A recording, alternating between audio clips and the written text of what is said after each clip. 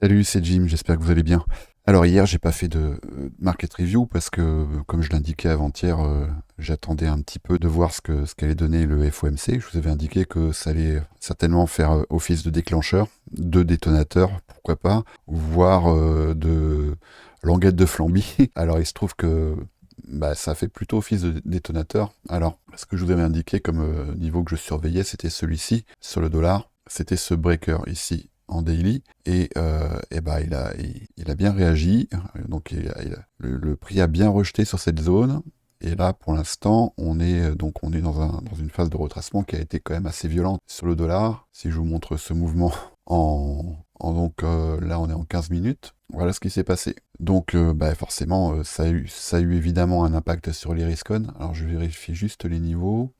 Donc là, on est à 104, 149, et ici, on est à 104, 149. Voilà, bon, c'est ce que je regarde, hein, parce qu'en fait, ici, on a quand même eu la création d'un equal high parfait, hein, au tick près. Alors, c'est des zones qui sont, normalement, en termes de price action, qui sont appelées à être retestées. Hein. Un equal high parfait, ça aurait même pu être un relative equal high. Ça aurait quand même été plus engageant pour les riscon qu'on vienne prendre ce niveau ici. Et là, ça n'a pas été le cas. Donc, la session asiatique là d'hier, je sais pas quand, mais je pense qu'elle va être retestée. Et forcément, ça va avoir un impact qui là serait plus du registre de la languette de Flamby sur les riscon. Alors évidemment, si je regarde notamment sur le SP500, voilà, la réaction, elle a été immédiate. Et on observe également la contrepartie, c'est-à-dire qu'ici, sur la session asiatique d'hier, on a également la création d'un relatif, cette fois-ci un relatif equal low.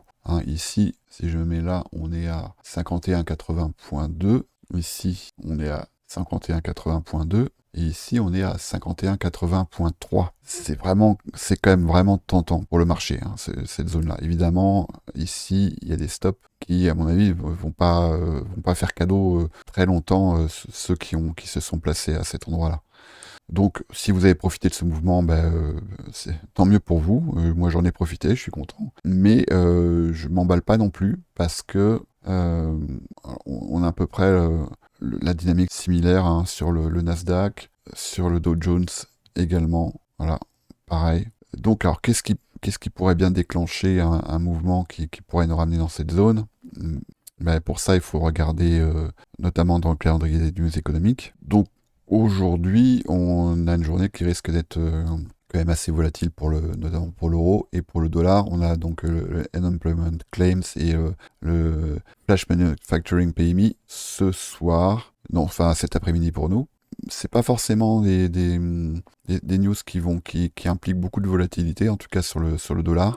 Par contre, demain, on a Powell qui va s'exprimer et ça pourrait faire office de déclencheur. Donc, qu'est-ce qu'il va nous indiquer ici?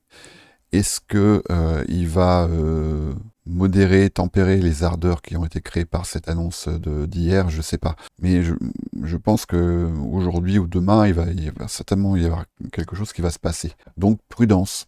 Prudence. C'est vrai qu'on a eu un joli bounce sur les cryptos, mais alors je veux pas vous casser votre délire. C'est vrai que ici, si je suis en 15 minutes, on voit bien on a eu un changement de caractère qui est vraiment, qui est clair, qu'on est venu prendre ici le high de la session asiatique. Donc là-dessus, pas de problème. Si vous avez profité de ce mouvement, c'est très bien. Par contre, si je me mets en 1 heure, pour l'instant, je dis bien pour l'instant, je suis dans le registre de la création d'un bas sommet, donc un lower high. Voilà, donc moi, je m'emballe pas. Pour l'instant, je reste prudent. On a exactement la même dynamique ici sur Ethereum. Et on voit que là, on a, sur la prise de ce high ici, on a une réaction baissière. Et pour l'instant, c'est ce que j'observe à peu près sur tous les assets, hein. Voilà, bon, Phantom, pour l'instant, il reste sur sa trend haussière.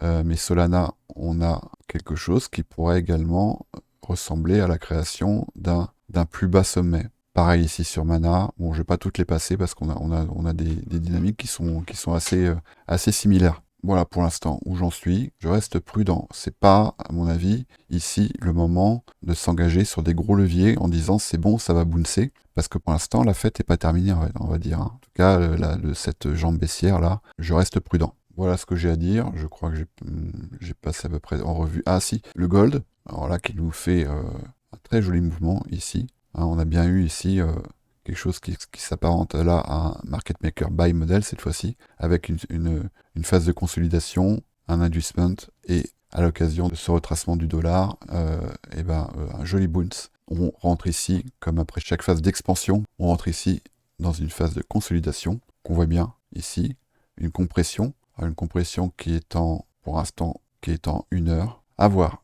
Pour l'instant, je m'emballe pas.